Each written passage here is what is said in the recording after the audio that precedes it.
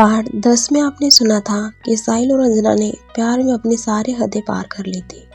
साहिल ने बड़ी चालाकी से रंजना से विक्रम के पास्ट के बारे में जानकारी निकाली थी और उसकी मनीषा को रिकॉर्डिंग भेजी थी। अब आगे मनीषा अपने सोने की तैयारी कर रही थी कि जितने में उसके मोबाइल पर एक नोटिफिकेशन मैसेज आने की वजह से उसका ध्यान मोबाइल पर गया और वो मोबाइल में आए मैसेज को देखने लगी तो उसमें उसे एक ऑडियो फाइल दिखाई दी। उसने उस ऑडियो फाइल को ओपन किया तो जो उसने सुना उसको सुनकर उसके पैरों तले जमीन खिसक गई। उसके दिमाग में जो गिफ्ट में पी नाम मेंशन था वो पी से प्रिया होना पता चला। अब मनीषा को विक्रम की हकीकत पता चल चुकी थी कि विक्रम की पहली बीवी प्रिया थी और मैं उसकी दूसरी बीवी हूँ। वह यह जान चुकी थी। फिर मनीषा दुखी मन से अपने मन में सोचने लगी, इन लोगों ने मुझे कितना बड़ा धोखा दिया है। ऐसे सोचते सोचते उसकी आंखों से धड़ धड़ आंसू गिरने लगे। मनीषा और आगे सोचने लगी कि यही वजह है जो विक्रम हमेशा मुझसे दूर दूर खपा खपा और हमेशा मुझ पर चिल्लाते रहते हैं। फिर आज मनीषा का मन अकेला सोने का हुआ तो वह बालकनी में जाकर अपना बिस्तर लगाए और बिस्तर पर लेटकर आगे सोचने लगी और अपने आप से कहने लगी, कोई बात नहीं मनीषा रानी, तू अपने आप को मजबूत बना और अच्छाई के राह पर चलती जा। एक दिन ठाकुर जी तेरे ऊपर रहम खा ही जाएंगे। इधर साहिल और रंजना सारी दुनिया को भूलकर कहीं खो से गए थे और एक दूसरे से कभी अलग और ना बिछड़ने का वादा कर रहे थे। इधर विक्रम अपने कमरे में से आया तो उसने देखा मनीषा बालकनी में सोई हुई थी और उसने बालकनी का दरवाजा बंद कर रखा था।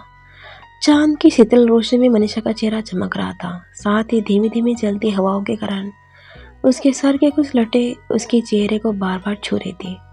जब विक्रम को कुछ बात बताने कमरे में आया तो उसने देखा कि भाई साहब कमरे में और भाभी साहब बालकनी में सोई हुई थी।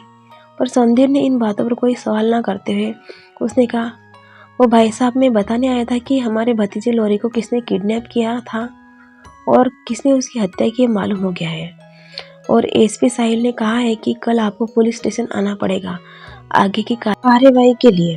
तो विक्रम ने हाँ में गर्दन हिलाई और फिर संदीप वहां से चलता बना और उसके चेहरे पर चिंता साफ दिखाई दे रही थी। उसके चेहरे पर चिंता के भाव अपने भाई विक्रम के लिए नहीं बल्कि अपनी भाभी साहब मनीषा के लिए थी। संदीप अपने भाई साहब से वाकिफ था। संदीप बड़बड़ाते हुए सीढ़ियों से आने लगा कि बेचारी भाभी साहब पर क्या बीत रही होगी, कैसे रह रही होगी वह इस इंसान के साथ जिसके दिल में तो भाभी साहब के लिए ना प्यार है और ना रहम है। फिर भी वो हमारे परिवार के लिए कितना कुछ करती है, पूरे परिवार का ध्यान रखती है, इसके साथ साथ बिजनेस में भी सपोर्ट करती है और उसके साथ ही यह अन्याय हो रहा है। उसको इसे बड़बड़ करता आते देख बड़े हुकुमसा ने देख लिया और फिर बड़े हुकुमसा कुछ सोचते हुए कहने लगे, संदीप क्या हुआ, तू ऐसा बड़बड़ करते हुए क्यों जा रहा है, सब ठीक तो है ना। इस पर संदीप नम आंखों से बड़े हुकुमसा की तरफ देखकर बोला, ऐसा कब तक चलेगा बड़ा हुकुमसा। तो बड़े हुकुमसा संदीप की तरफ असमंजस में देखकर बोले, ऐसा कब तक का क्या मतलब है, तुम क्या कहना चाह रहे हो संदीप। तो संदीप बोला, आपको क्या बताना हुकुमसा, आपको तो क्या है, किसी की जिंदगी बर्बाद हो जाए इससे आपको क्या। ये कहकर संदीप वहां से तपाक से निकल पड़ा और बड़े हुकुमसा उसे असमंजस में देखते ही रहे। इधर रंजना और एसपी साहिल एक दूसरे के बाहों में बाहर डाले सो रहे थे कि जितने में रंजना की नींद खुली और उसको अपनी मासा का ध्यान आया तो वो हड़बड़ी में उठने लगी। जैसे ही वो उठने को हुई तो उसने अपने आप को साहिल के बाहों में जकड़ा हुआ पाया। वो साहिल का हाथ हटाने लगी ही थी कि साहिल ने वापस से रंजना को कस के जकड़ लिया। तो रंजना रुआ से होकर धीरे से साहिल के कान में कहने लगी, साहिल प्लीज़ सुबह हो गई अब मुझे जाने दो, यदि अभी मैं घर पर नहीं गई तो पता नहीं घर में क्या तूफान खड़ा हो। तो साहिल भी रंजना के कान के पास गया और कशिश भरे स्वर में कहने लगा, प्लीज़ मत जाओ। इस पर रंजना उसकी तरफ बड़ी बड़ी आंखें करके देखने लगी और रुआ सी आवाज़ में कहने लगी, साहिल तुम ये क्या कह रहे हो यार, कल से तुम्हें तुम्हारे साथ हूँ, इसके बारे में तो सोचो, किसी को पता चलेगा। ऐसी रंजना कह ही रही थी कि जितने में साहिल रंजना के मुंह पर अपना हाथ रख दिया और रंजना की आंखों में आंखें डालकर कहने लगा, अगर किसी को पता चलेगा तो क्या, तुम क्यों डरते हो यार, मैं हूं ना। तो रंजना साहिल का हाथ अपने मुंह पर से हटाकर गुस्से से कहने लगी, अरे हाँ बाबा आप हो, पर अभी तो मुझे बख्श दो। कह के वो तेज कदमों से बाथरूम की तरफ फ्रेश होने गई।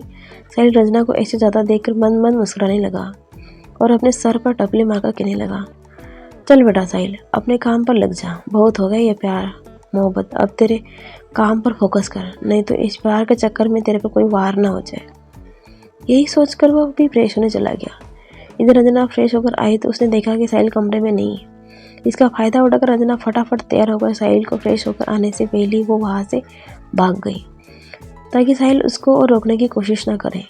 फिर साहिल फ्रेश होकर आया तो उसने रंजना को ना देखकर उसे आवाज़ लगाने लगा। जब उसने रंजना के स्लीपर को कमरे में ना पाया तो उसे अंदेशा हो गया कि रंजना उसके फ्रेश होकर आने से पहले ही भाग गई। फिर साहिल ने रंजना को कॉल किया तो उधर से रंजना कॉल रिसीव करते हुए नम्रता से कहने लगी, साहिल आई एम सॉरी, तुम्हें बताकर नहीं आई इसलिए क्योंकि मैं अपना और समय बर्बाद नहीं करना चाहते थे। फिर इधर से साहिल कहने लगा, डोंट वरी डार्लिंग, पर जाते वक्त एक बार मिलना था बस इसलिए। फिर और आगे कहने लगा, कोई बात नहीं, नेक्स्ट टाइम, कहकर बाय कह दिया और कॉल कट कर दिया।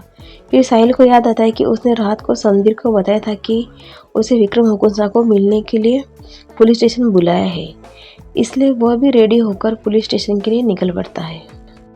उधर से विक्रम भी पुलिस स्टेशन के लिए आता है तो एसपी साहिल हाथ का इशारा करते हुए बताता है कि छोटे कुमसा वो रहा आपका गुनहगार, इसे नहीं आपके भांजे को किडनैप करवाया और मरवाया भी था। यह सुनते विक्रम का गुस्सा उबलने लगता है।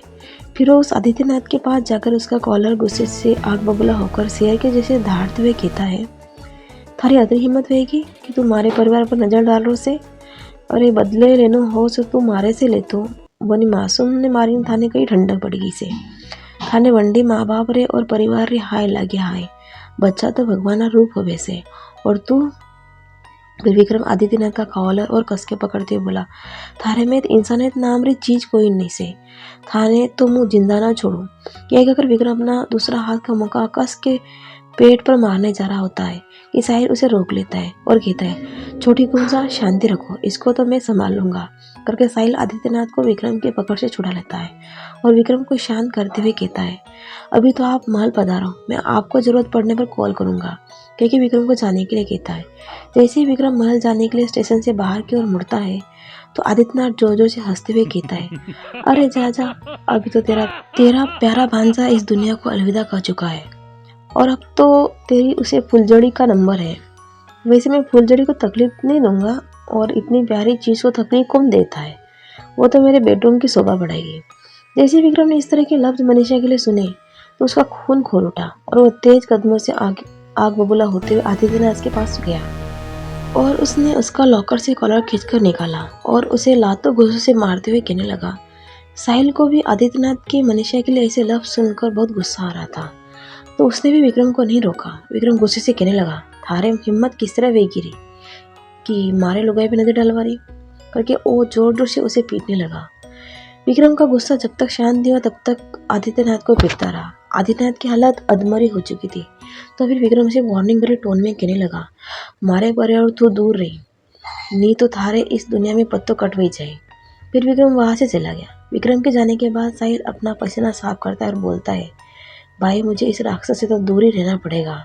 इधर साहिल ऐसे सोच ही रहा होता है कि जितने में उसके मोबाइल पर एक अननोन नंबर से कॉल आता है तो वह उस नंबर को अचंभित होकर देखता है और फिर कॉल रिसीव करते हुए हेलो कहता है तो उधर रंजना की रोते हुए आवाज़ आती है और वो रोते हुए कहती है, साहिल मुझे बचा लो प्लीज़, मुझे यहाँ से ले जाओ, ये लोग कौन है मैं नहीं जानती। तो उतने में उसे एक रोबदार आवाज़ साहिल को सुनाई देती है, एसपी साहिल नमस्ते। फिर वापस से वो आदमी कहता है, आपको यदि आपके मासूका की जान प्यारी है तो आदित्यनाथ को छोड़ दो, वरना इसे ऊपर भेजने में हमें देर नहीं लगेगी। एक बार तो साहिल सोच में पड़ जाता है कि ये कौन है और इसे कैसे मालूम कि रंजना मेरी मासूका है, जबकि इसके बारे में अभी तक घर वालों को भी पता तक नहीं। फिर से वो आदमी अपनी रोबदार आवाज़ में कहता है, तो क्या सोचा एसपी साहब आपने। इसे साहिल अपने ख्यालों से बाहर आता है और कहता है, कहाँ मिलेगी रंजना मुझे। तो आदमी एक खंडर जगह का पता उसे बता देता है। फिर साहिल को सोचते हुए विक्रम को कॉल लगाता है और सारा घटनाक्रम उसको बता देता है। इधर विक्रम साहिल को अपना प्लान बता देता है। फिर साहिल उस आदित्यनाथ को लेकर उस आदमी के बताए हुए पते पर जाता है तो उसे रंजना एक खंडर में एक खंबे से बंधी हुई दिखाई देती है। फिर साहिल खंडर के अंदर आदित्यनाथ के साथ जाकर तेज आवाज में कहता है, मैंने मेरा काम कर दिया, अब रंजना को आप छोड़ दो। साहिल की आवाज़ सुनकर एक काले कपड़े पहना हुआ लंबा सा हटा कटा एक आदमी उस खंडर में से बाहर आता है और रंजना को उस खंबे से छोड़ते हुए कहता है, वैसे मानना पड़ेगा गजब का इसका एसपी साहब आपका, आप अपनी मासूका को ऐसे तकलीफ में नहीं देख सकती हो ना। तो साहिल गुर्राते हुए कहता है, मैं तुम्हारी बकवास सुनने नहीं आया हूँ। मैंने मेरा काम कर दिया तो तुम बस रंजना को मुझे सौंप दो। तो फिर वो आदमी हंसते हुए कहता है, इसे सौंप दूँ? ये कैसे हो सकता है? कह के वो आदमी रंजना का हाथ पकड़ रंजना की तरफ गंदे नजरे से देखकर अपने जेब में से एक रिवॉल्वर निकालकर साहिल की तरफ दान देता है और घुराते हुए कहता है, कौन हो तुम और यहाँ क्या करने आए हो? क्या मकसद है तुम्हारा? ऐसे वो सवाल कर ही रहा होता है कि उतने में विक्रम समधी रिवॉल्वर लेकर वहां पर आ जाते हैं। यह देखकर वो आदमी ताली बजाता है और कहता है, शाबाश एसपी साहिल, शाबाश, तुमने तो पहले ही अपनी होशियारी कर रखी है, तो हम भी कोई कमजोर नहीं है। इतने में एक गाड़ी वहां पर आ जाती है और उस गाड़ी में से नकाबपोश आदमी उतरकर उन दो आदमियों को गाड़ी में चढ़ाकर पल भर में ही रफू चक्कर हो जाते। विक्रम अपने रिवॉल्वर से उस गाड़ी के टायर के ऊपर गोली चलाता है, लेकिन गाड़ी की रफ्तार इतनी तेज थी कि गोली चूक जाती है। रंजना उस खंभे के पास से दौड़कर आती है और साहिल के कस के गले लग जाती है और शीशे से चक्कर रोने लग जाती है और साहिल से पूछती है, कौन थे वो आदमी और उन्होंने मुझे किडनैप क्यों किया था और तुम्हारे बारे में वो क्या पूछ रहे थे? इधर साहिल हड़बड़ी में कहता है, मुझे भी नहीं पता यार, कौन थे वो और ये क्या कह रहे थे वो, मुझे कुछ नहीं पता। यह सुनकर रंजना उसे थैंक यू साहिल कहती है और साहिल को और कस के गले लगाती है। उधर से विक्रम और समीर आता है और रंजना को ऐसे साहिल के बहाव में झगड़ा हुआ देखकर वो जोर से चिल्लाता है और कहता है, रंजना ये क्या कर रही हो तुम? और फिर विक्रम रंजना का गुस्से से हाथ पकड़ उसे अपने गाड़ी में बिठाता है और अपने महल की तरफ रवाना हो जाता है। और साहिल तो खड़ा खड़ा देखता ही रह जाता है और वह भी अपने क्वार्टर के लिए निकल पड़ता है। कौन है आदित्यनाथ कि उसने रंजना को किडनैप किया था? क्या दुश्मनी है उसकी विक्रम से? जानने के लिए इस कहानी का पार्ट 12 देख लीजिए। धन्यवाद।